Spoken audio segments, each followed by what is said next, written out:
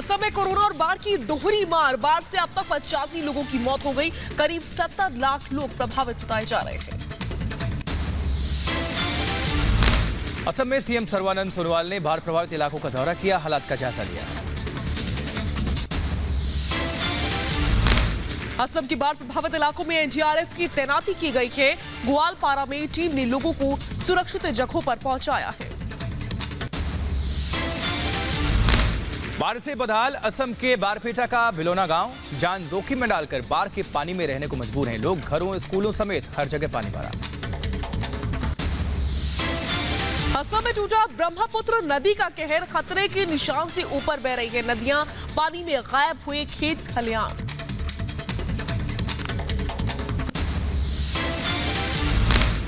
असम के कई इलाकों में बाढ़ से बेहाल लोग। बाढ़ प्रभावित बारपेटा में एनजीओ ने बांटा खाना।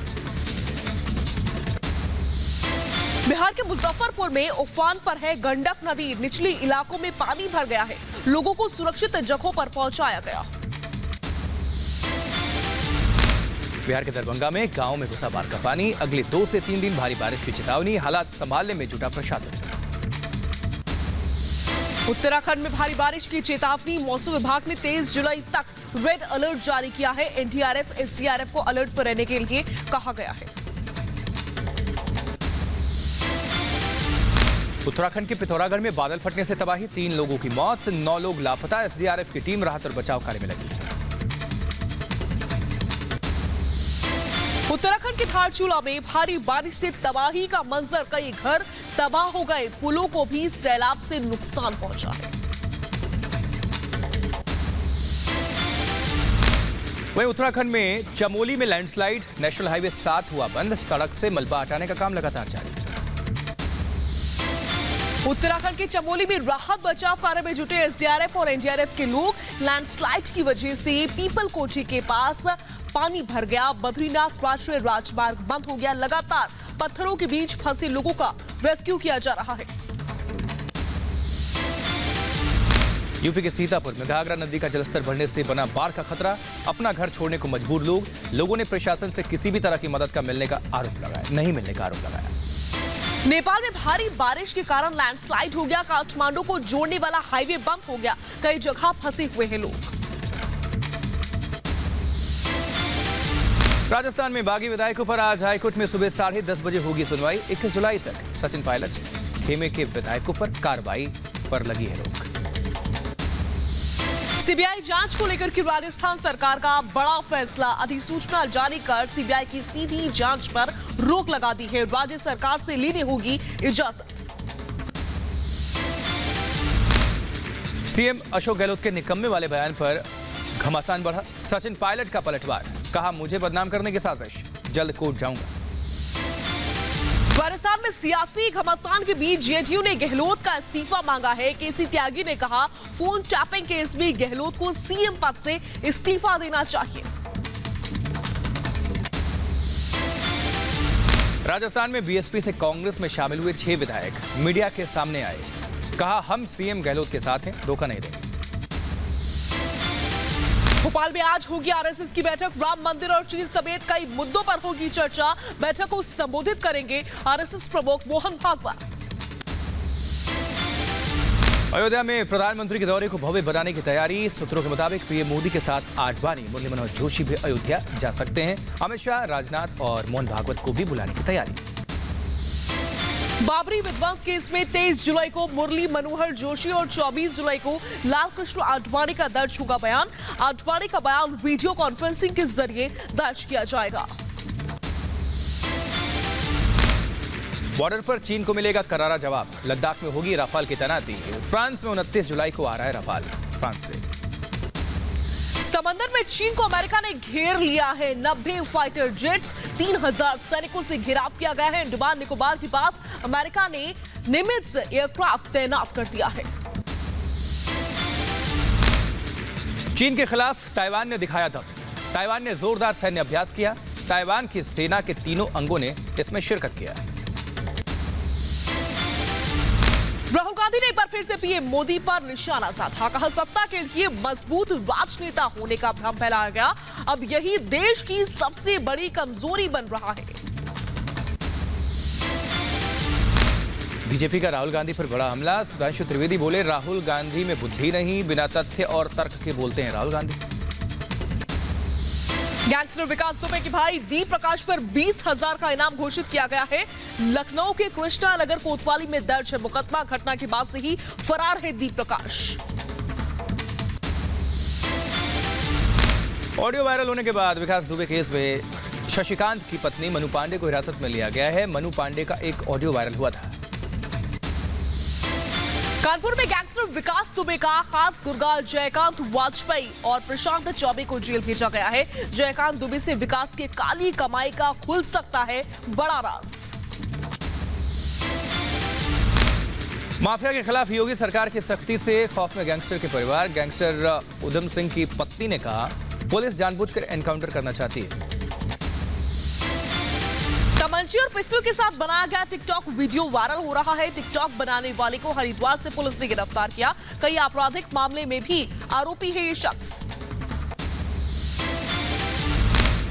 उधर दिल्ली से सटे गाजियाबाद में पत्रकार विक्रम जोशी पर जानलेवा हमला। भांजी के साथ छेड़छाड़ की पुलिस में की शिकायत तो बदमाशों ने गोली मारी और पत्रकार की हालत नाजुक।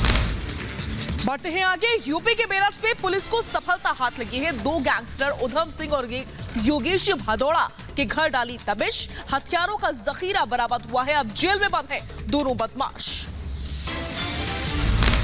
ग्रेटर नोएडा में पुलिस और बदमाशों के बीच मुठभेड़। पुलिस की कार्रवाई, घायल हुआ एक बदमाश। आंध्र प्रदेश के चित्तूर में एक ही परिवार की 4 लोगों ने आत्महत्या कर ली। पारिवारिक विवाद के चलते आत्महत्या की गई। असम के डिब्रूगढ़ में नाले में गिरी कार। स्थानीय लोगों ने कार सवार लोगों की जान बचाई। अमरनाथ यात्रा को लेकर के आज जम्मू कश्मीर के उपराज्यपाल लेंगे अंतिम फैसला। यात्रा को लेकर के अमरनाथ श्राइन बोर्ड की बैठक होगी। मध्य प्रदेश के राज्यपाल लालजी टंडन का निधन। लंबे वक्त से चल रहे थे बीमार। बेटे आशुतोष ने ट्वीट करके जानकारी साझा की। लालजी टंडन के निधन पर पीएम मोदी ने ट्वीट कर शोक जताया। लिखा, यूपी में पार्टी को मजबूत करने में महत्वपूर्ण योगदान, समाज की अथक सेवा के लिए याद किए जाएंगे लालजी टंडन।